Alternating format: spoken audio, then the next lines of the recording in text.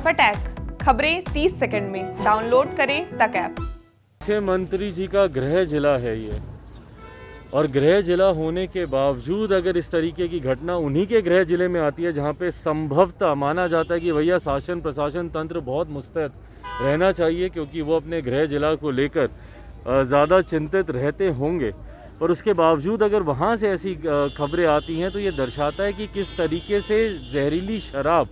का निर्माण का जो धंधा है वो अपनी जड़ों को कितना मजबूत कर चुका है। ऐसे में मुख्यमंत्री नीतीश कुमार जी, हम लोग बार बार आग्रह करते रहे हैं कि जब तक आप किसी मृतक परिवार से आप मिलिएगा नहीं, जहाँ पे ये घटना घटी है उनके पास आप जाइएगा नहीं, तो आपको कभी समझ में नहीं आएगा कि भैया ये धंधा कैसे चल रहा है। हम लोग जब जाते हैं तो वो लोग बताता है कि भैया किस तरीके से अब हर जिले में नहीं, हर विधानसभा में नहीं, प्रखंड में नहीं, हर पंचायत स्तर पर इस तरीके से जहरीली शराब के निर्माण का कार्य शासन प्रशासन तंत्र की नाक के नीचे होने लगा है।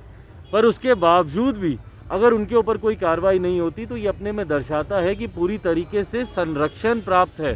शासन प्रशासन के लोगों का। और इस पर मुख्यमंत्री नीतीश कुमार जी बंद कमरे में, एयर कंडीशन कमरे में खड़े होकर शपथ तो दिलवाते हैं, पर किसी एक मृतक परिवार से जाकर आज तक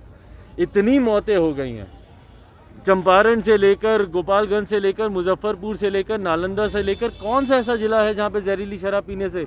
लोगों की मृत्यु नहीं हुई हो। और एक मृतक परिवार से मुख्यमंत्री नीतीश कुमार जी ने मिलना ज़रूरी नहीं समझा। भाई जब तक आप मिलेंगे नहीं आप समझेंगे कैसे कि धंधा कैसे चल रहा है। मैं आग्रह करूँगा कि अब तो आपके गृह जिले में ये घटना घटी है, कम से कम आप जाइए, मृतक परिवारों से आप मिलिए, समझिए कि ये गोरख धंधा कैसे चल रहा है, और अगर उसके बाद अगर आप कोई कार्रवाई कर सकते हैं तो कीजिए, नहीं तो आपके इस कानून की विफलता का भुगतान निर्दोषों को करना पड़ा अपनी जान गंवा के। कह रहे हैं कि शराबबंदी कानून वापस लेना चाहिए। देखिए, शराबबंदी कानून का हम लोग समर्थन, वापसी का हम लोग समर्थन नहीं करते हैं। लोक जनशक्ति पार्टी रामविलास ने शुरू से कहा कि भैया ये कानून सही है, और ख़ास तौर पर बिहार जैसा प्रदेश जहाँ पे शिक्षा का इतना अभाव है, जहाँ पे सही बुरे की परख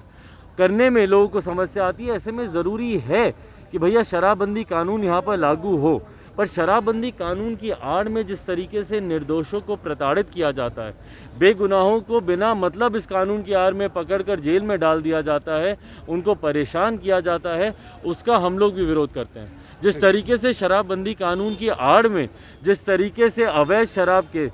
जहरीली शराब के निर्माण का कार्य होता है, उसका हम लोग विरोध करते हैं। जिस तरीके से आयात होता है अवैध शराब का, उसका हम लोग विरोध करते हैं।